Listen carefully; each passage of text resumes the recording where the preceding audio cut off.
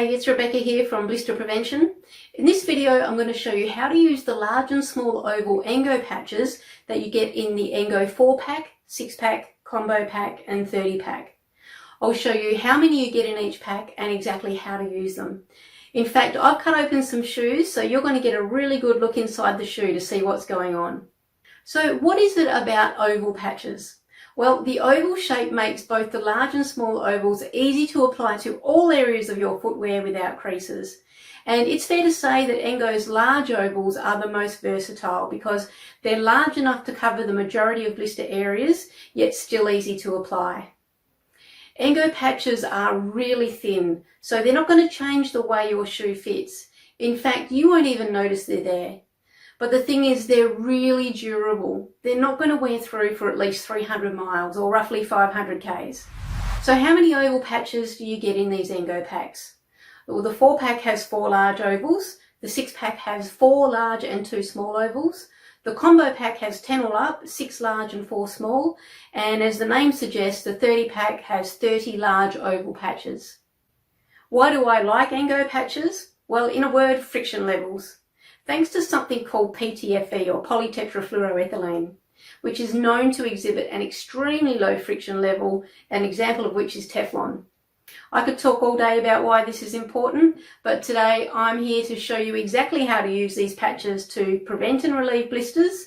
And in this demo, we're going to cover patch placement for blisters under the ball of the foot, under your big toe, on top of your toes, blisters under the arch, and edge blisters at the big toe, forefoot, arch, heel and more. Keep in mind while you watch this, I haven't spent the appropriate amount of time pressing these patches on to achieve maximum adhesion, so be sure to read the instructions inside the packet to find out more. Okay, let's get started with blisters under the ball of the foot. Here are some large oval patches being applied widthwise for blisters under the ball of the foot. We're covering the middle 3 joints here. Of course, it's important to make sure you're putting the patch in the right spot. Rather than just guessing, take your insole out, stand on it, and mark the outer margins of your blister area. Use a pen or a piece of tape that you can remove just before placing the patch, or just eyeball it. Either way, you've got to place your patch so your blister will be right in the middle. And the patch needs to extend about 1 centimetre further on all sides to allow for the natural movement of bones when you walk and run. 1 centimetre, that's about 0.4 of an inch, extra on all sides for adequate coverage. Here's someone checking the position after the fact, only to find their patch is too far back. They had to put a new one on in the right spot. You can also use the large patches lengthwise and cover just one forefoot joint, like we're covering the first forefoot joint here. This big toe knuckle is a common blistered location. For blisters on the tops of the toes, these large ovals look like they'll cover toes 2, 3 and 4. You could use a small oval, say you had just one hammer toe that was problematic, or if it was just the outer side of your little pinky toe. Either way, don't leave it to chance. Put your shoe on, stand up, feel for your problem toes, mark the spot on the outside of the shoe and ensure those problem areas are right in the middle of the patch. Here's a large oval patch placed for a blister under the middle of the arch. But more commonly we get edge blisters. They're blisters that correspond to the edge of the insole and the side of the shoe, right at that transition from horizontal to vertical. Now you might be tempted to place one large oval over the whole area, but I suggest you don't.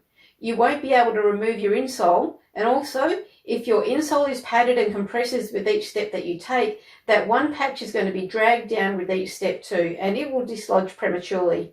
Instead, use 2 patches, one on the horizontal insole surface and one on the vertical shoe surface. Make sure they line up and make sure the widest part of the patch is at that edge so you get maximum coverage. Here's the same 2-patch technique for arch edge blisters involving an orthotic. It's exactly the same process. We fold the excess patch around the edge and under the orthotic or insole. This helps the patch last longer rather than cutting that excess off. There may be creases under your orthotic or insole, and that's perfectly okay. They won't bother your foot under there. Just make sure there are no creases or folds where your foot sits. This isn't one of our cut-up shoes. You'll notice I've loosened the laces to get better access. I often take the laces right out, especially for placing patches around the toes and the ball of the foot. Get as much access as you can to make this easier. Now I'm going to demonstrate the two-patch technique for heel edge blisters, again with an orthotic, but the same holds true if you've just got your normal insole in there.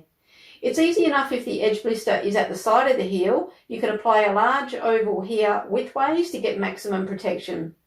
Creases are fine on the outside, just not where your foot sits, and I've skipped the second patch on the shoe just for the sake of brevity. However, things change when a heel edge blister is around the back. Look at what happens when I attempt to apply a large oval to cover the whole heel cup at the back. It's impossible to get that patch on without leaving substantial crinkles in the patch that will only serve to irritate the skin. This difficulty is due to the curvature of the heel cup from top to bottom and from side to side. These creases are exactly what we're trying to avoid because they will irritate your foot, obviously. We need a smaller patch to avoid these creases. I usually use a small oval patch for this area, but you can also cut a large oval in half, place the rounded edge down and the straight edge folds over the back of the orthotic to hold it in place. This half large oval provides pretty much the same coverage as a small oval patch. If you need to cover a wider area, you can apply another patch and have them overlap a little. The patches are very thin and this won't be a problem. Let's not forget the second patch this time, the one that needs to go on the shoe. I'm using a large oval placed sideways for maximum coverage. Large ovals back here are easy to apply, much easier than on the heel cups of insoles and orthotics. You could use a small oval if you prefer, because really you're only protected for that area where the two patches line up. Just make sure your blister area is right in the middle of the patch so you're still covered if your foot moves a bit in the shoe, especially if you're on uneven terrain or you play a sport with lots of side-to-side movements. And make sure that patch covers a slightly larger area than the blister itself. So to recap, you can apply oval ENGO patches to your insoles for blisters under the ball of the foot, both widthwise and lengthwise. Knowing how much these bones can move around within your foot, I recommend sticking to large ovals for this anatomical location. You can use either the small or large patches for arch blisters. It all depends on how big your blister is, but default to large ovals if you're unsure. I didn't demonstrate the two-patch technique for edge blisters at the big toe and first forefoot joint. The two-patch technique, that is the one with the patch on the insole and then one on the shoe, it's necessary here for the reasons I described earlier. So, remove your laces to get the best possible access to this part of the shoe. Take your insole out, stand on it and place the insole patch. Put your insole back in and mark on the outside of your shoe where the front and back end of that patch comes to. And finally, take your insole out and apply that shoe patch, using your markers on the outside of the shoe as a guide. Now, when you put your insole back in, you'll have that nice friction-free interface between insole and shoe, and your edge blisters will thank you for it, big time. Again, I'd recommend large ovals here. And we just had a good look at how to place both the large and small ovals for heel edge blisters. But if you've got a blister somewhere else, say the outer side of your foot or the top of your instep, not a problem, just reach for your oval patches. So that's a quick once-over of the large and small oval ENGO patches. What did you think? If you're bothered by blisters, the 4-pack is a great choice to take friction out of the equation and just see how good it feels. The 6-pack is a favourite with active people of all persuasions, offering that little bit extra protection just in case. The combo pack covers all the blister bases with 6 large and 4 small, plus the heel and rectangle patches. And the 30-pack is for people who know and love the large ovals already and have big blister needs and lots of shoes. However, if your blister areas are bigger than the large ovals, or you get the classic back of heel blisters, the rectangle pack or heel pack respectively are the ones to look for. So, which ENGO pack takes your fancy? Whichever one it is, you can grab it from our online store today. We ship weekdays from both Australia and the US, and we're always fully stocked. Until next time, take care.